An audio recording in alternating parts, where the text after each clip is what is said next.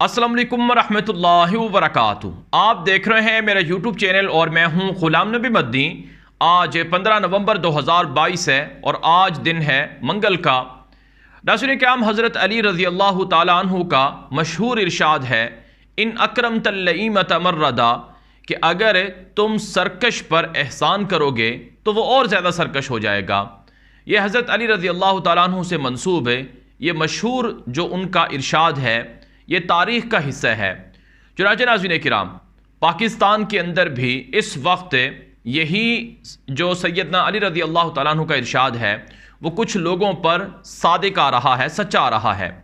इस वक्त पाकिस्तान की सियासत में काफ़ी हलचल मची हुई है और ये हलचल आने वाले दिनों में बढ़ सकती है और बढ़ती जा रही है। आप जानते हैं पिछले 6-7 महीनों से पाकिस्तान में जो सियासी दंगल सजा हुआ है, इस सियासी दंगल के अंदर पाकिस्तान में माफियाज ने खूब मफादात समेटे हैं।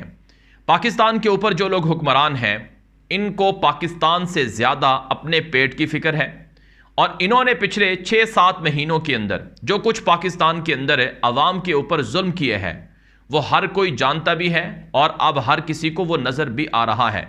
चुनाचे नफ़रत अवाम की आंखों से देख सकते हैं और अवाम के दिलों के अंदर इनके बारे में जो कुछ है वो भी इस वक्त जो कुछ इमरान खान के साथ लॉन्ग मार्च या जिस तरह से उनका इस्तकबाल होता है उसमें दुनिया देख रही है और देख सकती है। नाज़रीन किराम, शहबाज शरीफ, नवाज शरीफ, आसिफ जरदारी, मौलाना फजलुर रहमान और उनके हवारी PDM इत्तेहाद, इन सब ने पिछले 6 महीनों में पाकिस्तान को उजाड़ कर रख दिया है। पाकिस्तान को तकरीबन 30 अरब डॉलर से ज़ायद का नुकसान कर दिया गया है। पाकिस्तान के अंदर महंगाई के रिकॉर्ड तोड़ दिए गए हैं। लोगों के लिए 2 वक्त की रोटी लेना मुश्किल हो गया है। पाकिस्तान के अंदर लोगों के अंदर जो मायूसी है वो इस हद तक फैल चुकी है कि पाकिस्तान में 50% लोग डिप्रेशन के अंदर चले गए हैं और लोग पाकिस्तान के सियासी सिस्टम से मायूस हो चुके हैं। यही वजह है कि लोग इमरान खान का साथ भी दे रहे हैं और लोग ये समझते हैं कि इमरान खान एक ऐसा शख्स है जो पाकिस्तान को इस दलदल से निकाल सकता है। और इमरान खान वो शख्स है कि अगर उनका साथ ना दिया गया, अगर उनको इस मर्तबा छोड़ दिया गया, तो जिस तरह से भुट्टो को रास्ते से हटाकर मार दिया गया था, फिर कोई नहीं आया, ऐसे ही इमरान खान के जाने के बाद फिर पाकिस्तान कई सालों तक इसी दलदल में रहेगा और कोई पाकिस्तान को आगे लेकर जाने की कोशिश नहीं करेगा। नाज़रीन किराम, आप ये जानकर हैरान होंगे कि पाकिस्तान का पड़ोसी मुल्क भारत इस वक्त कहाँ पहुँच गया है। वो इस वक्त जो सोशल मीडिया पर तस्वीरें आ रही हैं, नरेंद्र मोदी वो G20 जो समिट है इंडोनेशिया के दारुल हुकूमत बाली के अंदर जो हो रही है, उसमें वो आलमी लीडरों के साथ बैठकर दुनिया की जो पॉलिसीज़ हैं, दुनिया की जो मसाइल हैं, उन पर बातचीत कर रहे हैं। और पाकिस्तान जो दुनिया के एक बेहतरीन एक कौम है और पाकिस्तान जो दुनिया का वाहिद इस्लामी मुल्क है, एटमी मुल्क है, और पाकिस्तान जिसके पास बेहतरीन फ़ौज है, बेहतरीन हथियार हैं, बेहतरीन महल वकूफ़ है, वो दुनिया के किसी भी बड़े फोरम के अंदर ना तो अहमियत रखता है और ना ही उसकी कोई वैल्यू है, क्योंकि पाकिस्तान के ऊपर चोर डाकू मुसल्लत हैं।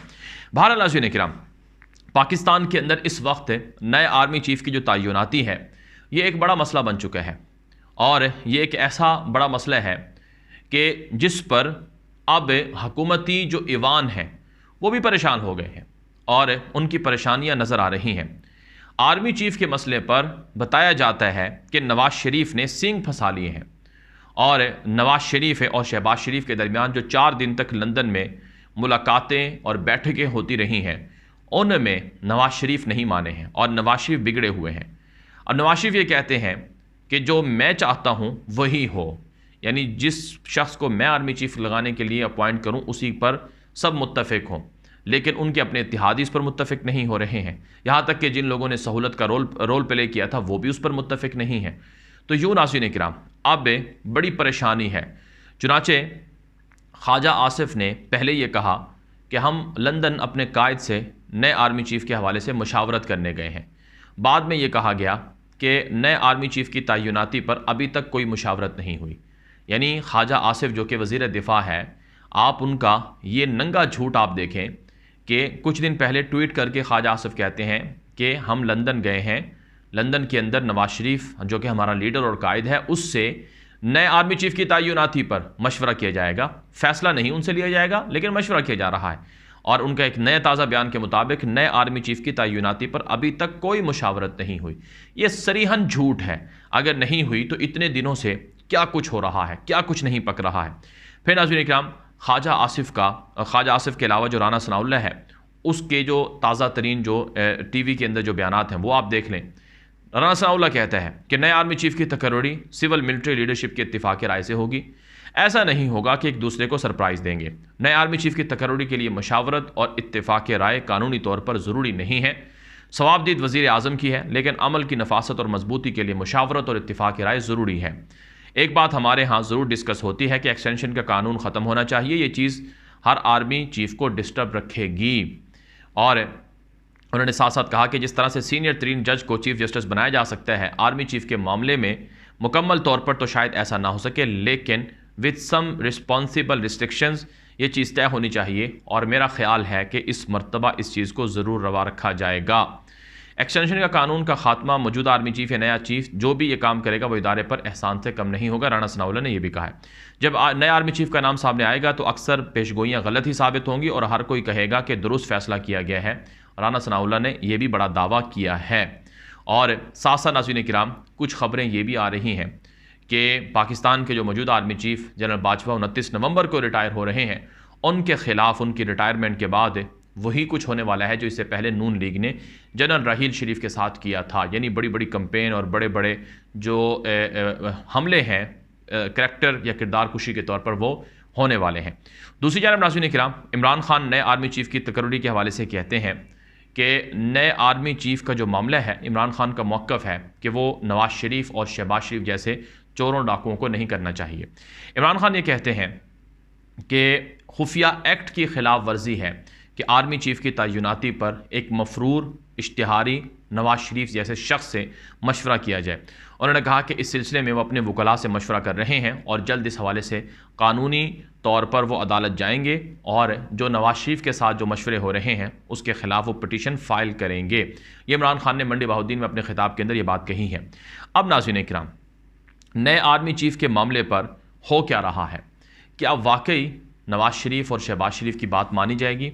इससे पहले मैं कल भी आपको बता चुका हूँ कि हामिद मीर ने भी ये बात कही है कि जो मर्ज़ी ये मशवरे कर लें, लेकिन इनके मशवरों की कोई वैल्यू नहीं है।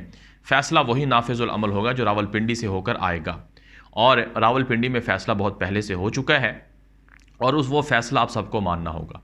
लेकिन मसला ये है कि वो फ़ैसला नवाज शरीफ या शहबाज शरीफ या उनके हवारी मानने को तैयार नहीं है।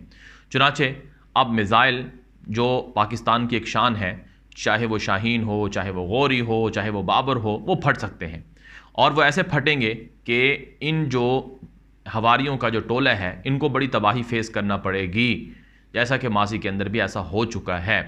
तो अब इमरान खान को तो यकीन दहानी है और इमरान खान पहले ही कह चुके हैं कि मुझे अपनी पसंद का आर्मी चीफ नहीं चाहिए। मुझे वो आर्मी चीफ चाहिए जो उसूल, मेरिट और जो ज़वाबित हैं, उसूल और ज़वाबित हैं, उनकी रोशनी में आए। हमें इसके अलावा कोई अपनी पसंद का आर्मी चीफ नहीं चाहिए कि फ़लाँ शख्स हो, फ़लाँ ना हो। हमें इस पर से कोई गज़, बस उसूल और मेरिट को मद्देनज़र रखा जाए। चुनांचे नाज़रीन किराम, अब 6 लोग हैं। 6 लोगों में जो उसूल और मेरिट हैं वो अगर देखा जाए तो 29 नवंबर को जो मोस्ट तरीन जो सीनियर शख्स हैं वो जनरल साहिर शमशाद हैं और उनके बाद जनरल अज़हर अब्बास हैं। तो ये मोस्ट तरीन 2 लोग हैं जिनके नाम है। फिर जनरल नोमान का नाम आता है और फिर उनके बाद जनरल फैज़ का चौथे नंबर पर नाम है, 5वें नंबर पर नाम है जनरल आमिर का। अब ये 5 लोग हैं जो जनरल बाजवा की रिटायरमेंट के बाद मोस्ट सीनियर तरीन जो ओहदेदार हैं आर्मी चीफ की दौड़ में। अब मसला ये है कि जनरल आसिम मुनीर का नाम पिछले 2 महीनों से डिस्कस हो रहा है। अब वो 27 को रिटायर हो रहे हैं। अब बताया जा रहा है कि उन्हें वाइस चीफ बना दिया जाएगा, जिसके बाद वो ऑटोमेटिकली चीफ बन जाएंगे जनरल बाजवा की रिटायरमेंट के बाद। यकीनन ये जो फैसला है ये नून लीग की ख्वाहिश तो है और वो इसके लिए बड़ी कंपेन भी कर रहे हैं, लेकिन ये उसूल और ज़वाबित और मेरिट की रोशनी में हो सकता है। इस पर वाकई लोगों की रिजर्वेशन हैं, तो इस वजह से बताया जाता है कि बड़ा दंगल है, नून लीग की ख्वाहिशें पूरी नहीं होंगी। दूसरी जानब नाज़रीन किराम, इमरान खान ने अपना दिल चीर कर कौम के सामने रख दिया है। कल उनकी वो वीडियो सामने आई जिसमें उन्होंने अपने जो ज़ख़म हैं वो दिखाए, क्योंकि बहुत से लोग जो अक़ल के अंधे भी हैं और जो मुखालफत में इस हद तक गिर चुके हैं कि गोलियां इमरान खान को लगी और ये कहते हैं कि इमरान खान तो ड्रामा कर रहा है, उसको तो कोई गोलियां नहीं लगी। मौलाना फजलुर रहमान जैसा शख्स है जो अपने आप को मजहबी जमात का लीडर भी कहता है, जो अपने आप को लाखों लोगों का एक तरह से सरबराह भी मानता है, वो ये कहता है कि इमरान खान शाहरुख खान और सलमान खान की तरह या उससे भी बड़ी अदाकारी कर रहे हैं। अगर यही कुछ मौलाना फजलुर रहमान के ख़िलाफ़ होता तो मौलाना फजलुर रहमान को ये बात कही जाती तो क्या बीतती उन पर और उनके लोगों पर। तो इस तरह की जो चीज़ें हैं इमरान खान ने वो अपने ज़ख्म खोल कर दिखाए हैं। फिर यही नहीं, इमरान खान के ऊपर इल्ज़ाम था, बल्कि कल 2 दिनों से मुहिम चल रही है कि फाइनेंशियल टाइम को इंटरव्यू में इमरान खान ने कहा कि अब हम अमरीकी साजिश का नाम नहीं लेते हैं, अमरीकी साजिश पर बात करने की ज़रूरत नहीं है। इमरान खान ने कल वो भी एक्सपोज कर दिया, अपना वो बयान जो इंटरव्यू था जो कि उन्होंने खुद रिकॉर्ड किया हुआ था वो बेनकाब वो सामने ले आए हैं, जिसके बाद पूरी की पूरी जो कंपेन है वो ख़राब हो गई है। तो अब मुस्लिम लीग नून, नवाज शरीफ और PDM कौम के ख़जाने से, आवाम के पैसों से मीडिया पर मुहिम चला रहे हैं इमरान खान की करैक्टर असैसिनेशन की। और सिर्फ यही नहीं, गैलप सर्वे के मुताबिक 50 से 60% लोग हैं जो पिछले 20-30 दिनों में टीवी चैनल ही नहीं देखते हैं, बल्कि पाकिस्तान में अगर सही मानों में गैर जानबदार रहकर सर्वे किया जाए तो पाकिस्तान की 70-80% लोग हैं जो इन लोगों को देखना भी नहीं चाहती है, और ना ही वो टीवी चैनल जियो हो गया या जो समा या दीगर जिनको पैसे देते हैं बांटते हैं उनको लोग देखते ही नहीं हैं।